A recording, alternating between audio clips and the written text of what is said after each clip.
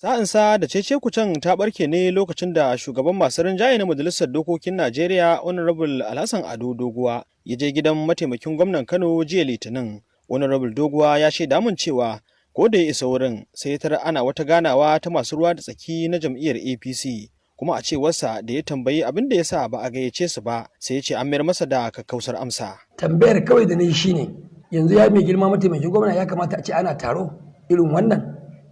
Bangaren gwamnati akwai su na jiha, kwamishinoni akwai su, bangaren jam'iyya akwai su, bangaren majalisar jiha shugaban majalisar jiha na wurin. Mu da muke majalisar tarayya da majalisar dattijai ba a gayyaci ko ɗaya daga cikin mai zama wakili a wannan tsarin ba. Laifin me muka yi?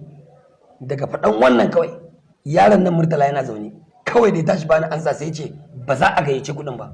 Waɗannan kalmomi su ya faɗa suka hasala ni. Kuma a wurin taron nan suna shan shayi, akwai kofi a wurin ana shan shayi. Garin yana kokawan yana zagina, kofin shayin ya faɗa ƙasa da ruwa. Da ya zube a ƙasa, santsin ruwa shayi da ya zuba a ƙasa ya ɗebe shi ya faɗi ya fasa bakinsa a ƙasa. Amma sai na ga ana ta yayata labarai a ƙasa cewar wai ni ne na jefe shi na ji masa rauni. Ni ban jefi Murtala ba, ni ban ji masa rauni ba. Wannan dambarwa dai watakila ta fito da ɓoyayyar matsalar da APC Kano ke fama da ita, inda Honorable Doguwa ke ganin ya kamata gwamnan Kano Abdullahi Umar Ganduje ya saka baki tunda ana tunkarar babban zaɓe. Ai baraka ba za ta ɗinku ba sai idan mai girma gwamna Dr. Abdullahi Umar Ganduje ya yarda cewar kowa ɗansa ne. Sai Dr. Abdullahi Umar Ganduje ya yarda Murtala ɗa ne mu ma ƴaƴa ne, domin muna fuskantar muguwar barazana daga abokan hamayya. Kowa ya san tasirin da mai girma tsohon gwamna Kwankwasa yake da shi a jihar Kano. Wannan rigimar kaɗai ta ishe mu. A nasa ɓangaren ɗan takarar mataimakin gwamna a APC Murtala Sulagaro ya ce lokacin da suke tsaka da taro sai Honorable Alhassan Ado Doguwa ya shigo wurin yana wasu maganganu. Abin da ya fara cewar tunda abin jin daɗi ake yi na rabe-raben kuɗaɗe shi ba a neme shi ba, inda abin wahala ne za a neme shi. Mataimakin gwamna da kan shi ya bashi amsa ya ce to nan dai ba rabon kuɗi ake yi ba, domin mu da ka gan mu nan a ce maganar rabon kuɗi ce za ta kawo mu waye ba mu kuɗin da za mu raba. Bayan ya faɗi wannan sai ya ce to ai shi me yasa ana yin wannan taro ba a kira shi wannan taro ba a matsayin kujerar shi. Nan ma mataimakin gwamna ya ce to ba ni ne na saka waɗanda za su tattauna ba, mai girma gwamnan jihar Kano Dr. Abdullahi Umar Ganduje shi ya gayyato mutanen nan. To sai musu ce wannan ya ce wannan.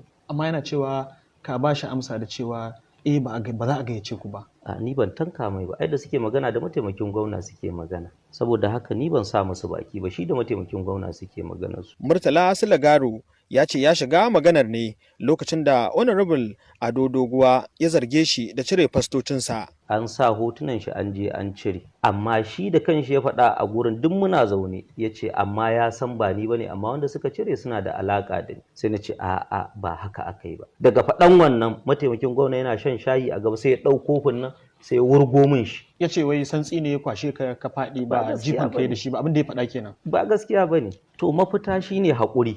Haƙuri in an zo an zauna a rayuwa sai an yi haƙuri. Har zuwa lokacin haɗa wannan rahoton dai jam'iyyar APC Kano ko wani daga cikin gaggan jam'iyyar ba su ce ufan ba kan wannan yamutsi.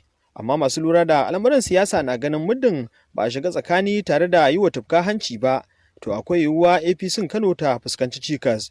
Kuma a gefe guda jami'an adawa sun zuba ido suna lura da yadda rikicin zai kaya, watakila su samu wata gaba da za su yi amfani da ita. Zaharaddin Lawan, BBC Hausa daga Kano a Najeriya.